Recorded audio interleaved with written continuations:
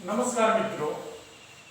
આજે આપણે સહસંયોજક બંધ વિશે આપણે સમજૂતી પ્રાપ્ત કરીએ તો સહસંયોજક બંધ એટલે શું કે બે કે તેથી વધુ પરમાણુઓ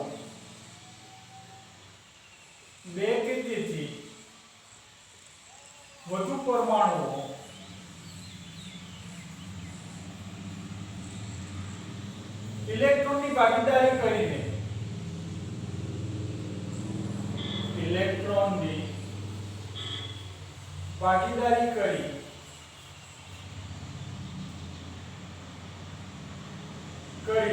એટલે કે ઇલેક્ટ્રોન ગુમાવીને અથવા તો ઇલેક્ટ્રોન મેળવીને નજીકના નિષ્ક્રિય વાયુ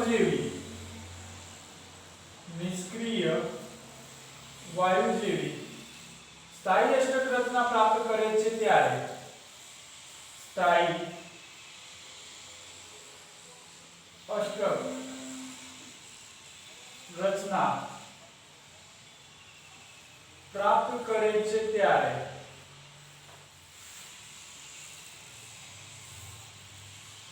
રચાતા બંધને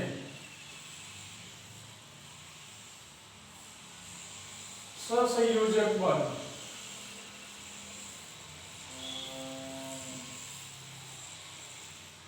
કહે છે। સહસંયોજક બંધની આપણે ડેફિનેશન આપીએ જેની આપણે કોવેલેન્ટ બોન્ડ તરીકે પણ આપણે ઓળખી શકીએ છીએ। તો બે કે તેથી વધુ પરમાણુઓ ઇલેક્ટ્રોનની ભાગીદારી કરી એટલે કે ઇલેક્ટ્રોન ગુમાવે અથવા તો ઇલેક્ટ્રોન મેળવીને નજીકના નિષ્ક્રિય વાયુ જેવી સ્થાયી અષ્ટક રચના પ્રાપ્ત કરે છે ત્યારે તેમની વચ્ચે રચાતા બંધને આપણે સહસંયોજક બંધ તરીકે આપણે ઓળખવામાં આવે છે। ફોર એક્ઝામ્પલ તરીકે આપણે વાત કરીએ કે આપણે H2 મોલેક્યુલ જે છે તો H2 ની અંદર બે હાઇડ્રોજન પરમાણુઓ છે તો બંને હાઇડ્રોજન પરમાણુ ની અંદર આપણે વાત કરીએ કે હાઇડ્રોજન પરમાણુ કે જેનો પરમાણુ ક્રમાંક 1 છે કે જેની બાહ્યતમ કક્ષામાં 1 ઇલેક્ટ્રોન છે જે લુઈસ સંજ્ઞા પ્રમાણે લુઈસ નામના વૈજ્ઞાનિકે અહીં આપણને લુઈસ સંજ્ઞા આપેલી છે કે કોઈપણ પરમાણુની બાહ્યતમ કક્ષામાં રહેલા જે ઇલેક્ટ્રોન છે જેને અહીં આપણે લુઈસ સંજ્ઞા વડે એટલે કે ડોટ સિમ્બોલ વડે દર્શાવવામાં આવે છે। ફોર એક્ઝામ્પલ તરીકે વાત કરીએ કે હાઇડ્રોજન કે જેની બાહ્યતમ કક્ષામાં 1 છે, લિથિયમ કે જેની બાહ્યતમ કક્ષામાં 1 ઇલેક્ટ્રોન છે, સોડિયમ કે જેની બાહ્યતમ કક્ષામાં 1 છે, ક્લોરીન કે જેની બાહ્યતમ કક્ષામાં 7 ઇલેક્ટ્રોન છે, કાર્બન કે જેની બાહ્યતમ કક્ષામાં 4 ઇલેક્ટ્રોન છે। તો જેને આપણે ડોટ સિમ્બોલ વડે આપણે દર્શાવી શકીએ છીએ। તો અહીંયા હાઇડ્રોજન કે જેનો પરમાણુ ક્રમાંક 1 છે કે જેની બાહ્યતમ કક્ષામાં 1 ઇલેક્ટ્રોન છે, આ હાઇડ્રોજન કે જેની બાહ્યતમ કક્ષામાં 1 ઇલેક્ટ્રોન છે તો એક ઇલેક્ટ્રોનની અહીંયા ભાગીદારી કરીને અહીંયા આપણને એક સિંગલ બંધ બનાવે છે એટલે કે અહીંયા બોન્ડ ફોર્મેશન થાય છે, બંધની રચના થાય છે જેને અહીંયા આપણે સિંગલ બંધ તરીકે આપણે ઓળખીએ છીએ। તો અહીંયા સહસંયોજક બંધ જે છે કે જેના મુખ્યત્વે આપણે ત્રણ પ્રકારની અંદર આપણે વર્ગીકૃત કરી શકીએ છીએ। ફર્સ્ટ અહીં આપણે વાત કરીએ એકલ બંધ।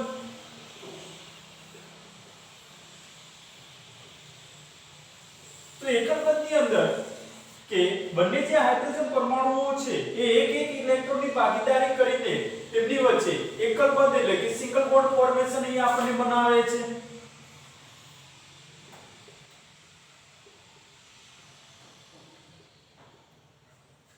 અહીં આપણે સમજીએ ફરીથી કે બંને જે હાઇડ્રોજન પરમાણુઓ છે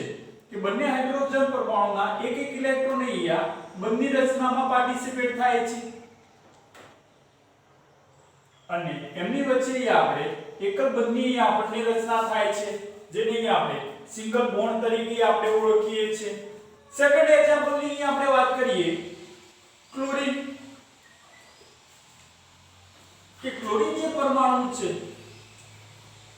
કે જેની બાહ્યતમ કક્ષામાં 7 ઇલેક્ટ્રોન છે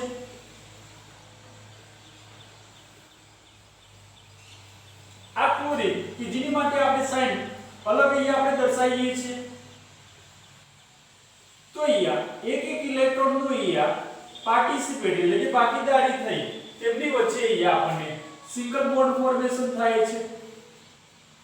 એ જ રીતે અહીંયા આપણે દર્શાવી શકીએ કે ક્લોરીન કે જેની બાહ્યતમ કક્ષામાં 7 ઇલેક્ટ્રોન છે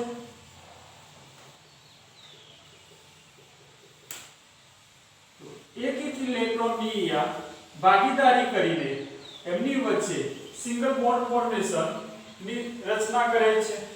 તો અહીંયા ક્લોરીન ની અંદર આપણે વધુમાં વાત કરી શકીએ કે જેનો પરમાણિક ક્રમાંક 17 છે તો અગાઉના ધોરણની અંદર આપણે ભણી ચૂક્યા છો તે પ્રમાણે કે જેની અહીંયા આપણે ઇલેક્ટ્રોન રચના 2 8 7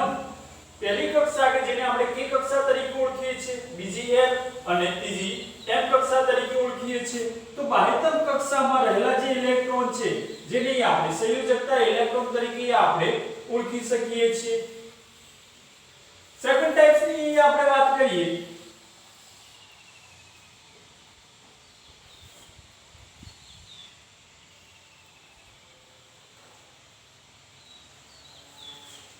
દ્વિબંધ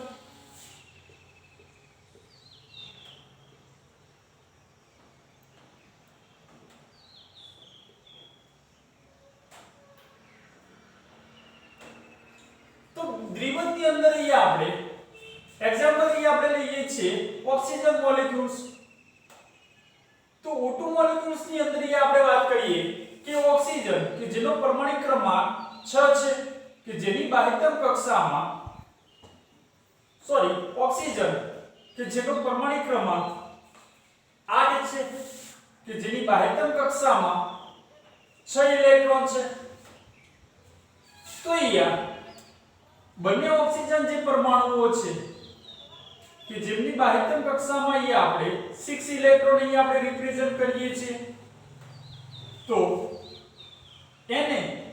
ઓક્સિજન પરમાણુ કે જેની બાહ્યતમ કક્ષામાં 6 ઇલેક્ટ્રોન છે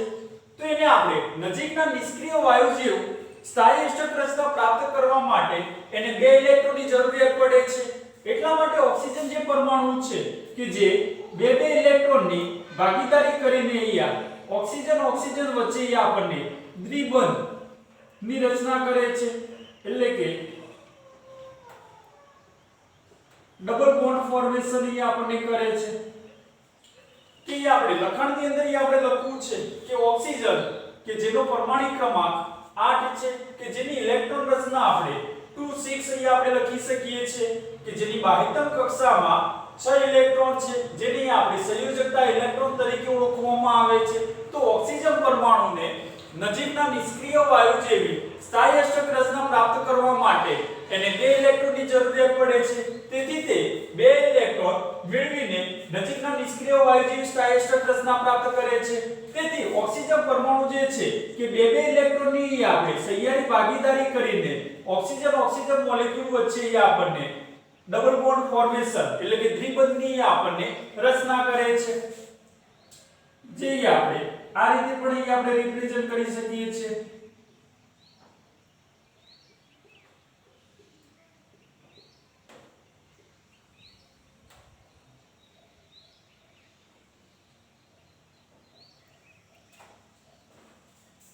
સેકન્ડ એક્ઝામ્પલ અહીં આપણે લખી શકીએ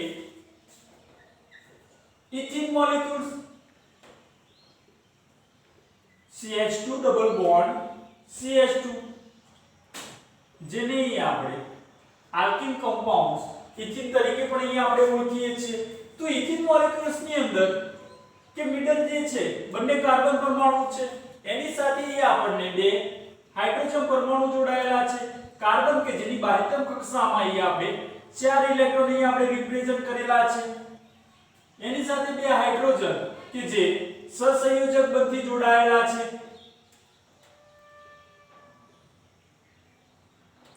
તો અહીંયા હાઇડ્રોજન પરમાણુ કે જે એક ઇલેક્ટ્રોનની આપણને ભાગીદારી કરીને એમની વચ્ચે આપણને એક જ બંધની રચના કરે છે અને કાર્બન કાર્બન બિટવીન કે જે દ્વિબંધ ની રચના કરે છે જેને અહીંયા આપણે ઇથિન મોલેક્યુલ્સ તરીકે પણ અહીંયા આપણે ઓળખી શકીએ છીએ. ત્રીજો પ્રકારની આપણે વાત કરીએ ત્રિબંધ.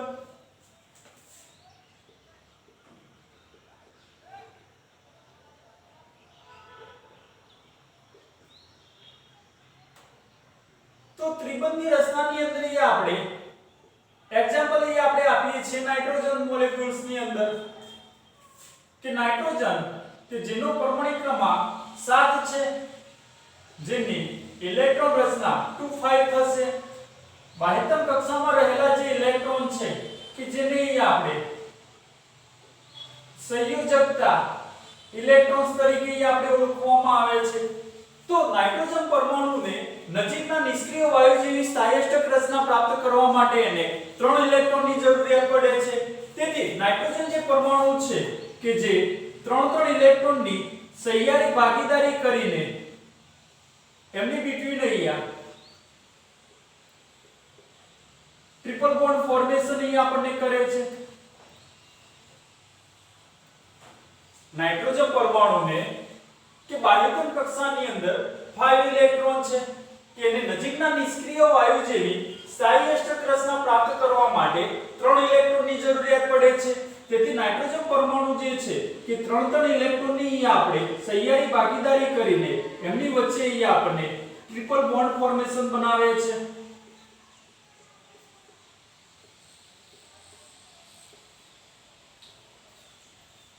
અહીંયા આપણે સેકન્ડરી આપણે આ રીતે પણ રિપ્રેઝન્ટ કરી શકીએ છીએ.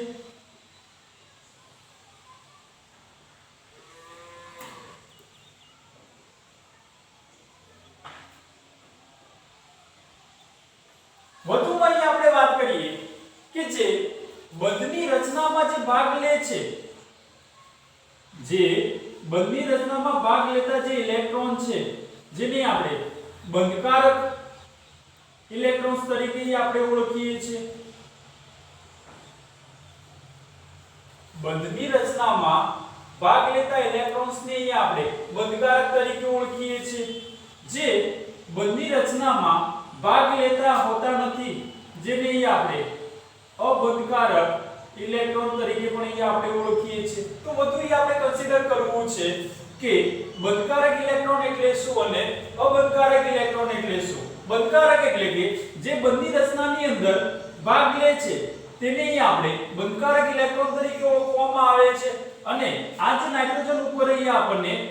2 ઇલેક્ટ્રોન અહીંયા આપણને આપેલા છે કે જે બંધની રચનાની અંદર પાર્ટિસિપેટ થતા હોતા નથી, તેથી તેને આપણે અબંધકારક ઇલેક્ટ્રોન તરીકે આપણે ઓળખીએ છીએ. સેકન્ડ એક્ઝામ્પલ અહીં આપણે કન્સિડર કરીએ ઇથાઇન.